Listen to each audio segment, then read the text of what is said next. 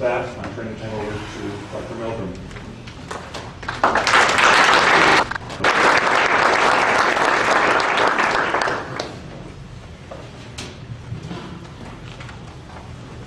Well, it's a real pleasure to be here with you today. But before I begin, I'd like to acknowledge that this is a collaborative effort with my colleague, Dr. Trent, who you heard from yesterday. And to note that I've sort of recast the title a bit as a question. Who are the children of Lehi? And this question, as well as how can we reconcile the Book of Mormon with modern DNA data, are issues obviously that are of great importance to a number of Latter-day Saints and other people. Our own perspectives, Trent and I, our perspectives are that of active Latter-day Saints who view the Book of Mormon as an accurate, correct, historical account of events. But we're also biologists, and although we are involved in research that is outside the direct purview of human genetics, our backgrounds and training and our teaching responsibilities obviously include significant components of genetics, both human and population genetics. As biologists, we accept the the published data dealing with Native American origins and view those data as reasonably representing American-Asian connections. But only by understanding the nature of inheritance can we reconcile the written account with the genetic profile of Native American populations.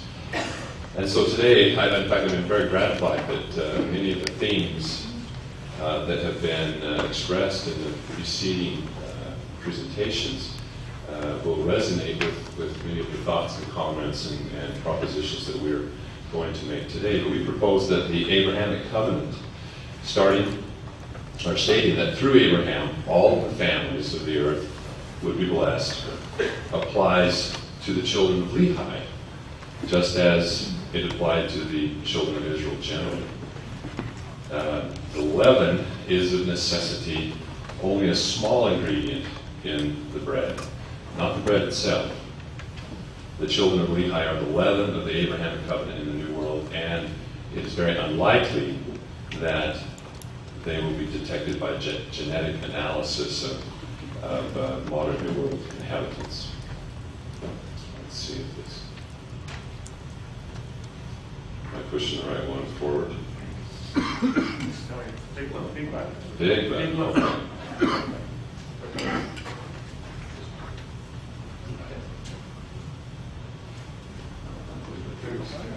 Okay.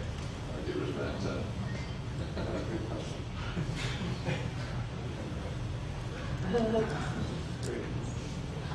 Sorry. Your credibility, of course, is going downhill. Simple advice.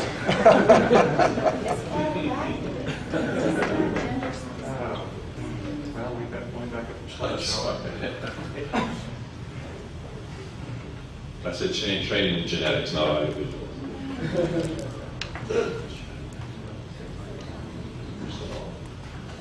Very good. Okay. Patience, that's it. That's often the case in science too, is it? Patience. All right. So, if we turn to the Judeo-Christian Bible, it recounts Jehovah's relationship with his chosen or covenant people up to the New Testament era. And through the patriarchs, the God of the Old Testament established a covenant with the believing posterity of Adam. All right, great. That covenant was in turn established with Abraham, promising that his seed should be as numerous as the sands of the sea, and that through his seed, all families and all nations of the earth would be blessed. It was written that before the foundations of the world were laid, the inheritance of nations was set according to the number of the children of Israel. With dispersed Israel went the promises of the covenant and the hope of a Redeemer, a Messiah, to the four quarters of the earth. For the Hebrews, or from the Hebrews' own ethnocentric perspective, they occupied center stage in the world drama as God's chosen people. However, from the point of view of their immediate neighbors, let alone the remainder of the world populace, they were simply a minor clannish folk that happened to occupy a rather strategic geographic nexus between two major civilizations, Egypt and Mesopotamia. But they were otherwise of little historical consequence.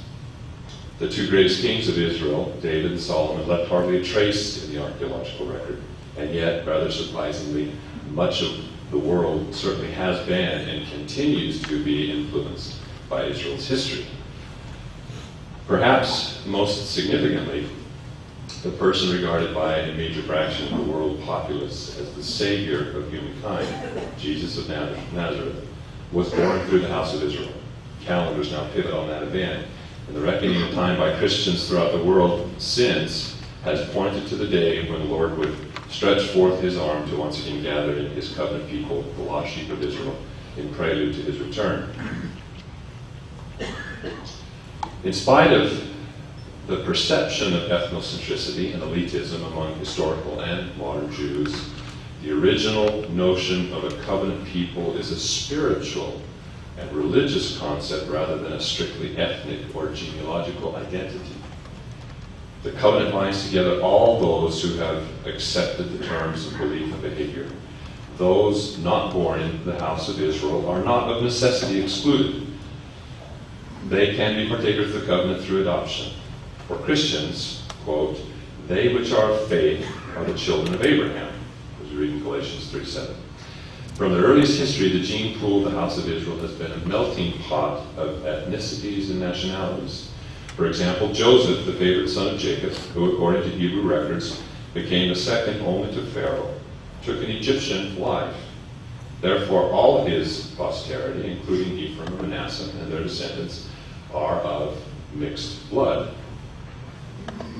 This Joseph, son of Jacob, prophesied that a remnant of his seed should be preserved and they would inherit the land of promise.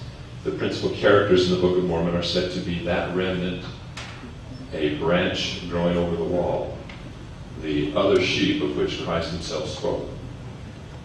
By their own account, they heard the voice of the shepherd, they bore record of it, and the Book of Mormon serves to be another testament of Christ, bearing record as a voice from the dust of his covenant with his American branch of the house of Israel, transplanted to the Western Hemisphere. The Book of Mormon relates explicitly an account of the exodus of a small band of Israelites, consisting of two families, led by Father Lehi, out of the doomed city of Jerusalem in the year 600 BC. This remnant of Joseph journeyed through the wilderness, across the sea to make a new home in the Promised Land, and placed within the lands we now refer to as the Americas. For the children of Lehi, from the children of Lehi arose two principal cultures, the Nephites and the Lehites, who occupy center stage in the drama fraught with wars and contentions. Notice that we have referred to these as two cultures rather than two lineages. I think it's a very important distinction. These were cultural, political, religious groups, and not necessarily restricted to particular lineal descent, which soon encompassed varied populations, some made mention of, and very likely some that go largely or completely unmentioned. What is curious is the occasional pointed declaration of a prominent character that he is a direct descendant of Lehi. This would seem to be stating the obvious, unless there was an implicit acknowledgement of an extensive intermingling with other peoples in the region who were not the children of Lehi. And I was impressed, well actually Trent was impressed and drew this to my attention yesterday during the visitation about the Lehi's journey through the wilderness.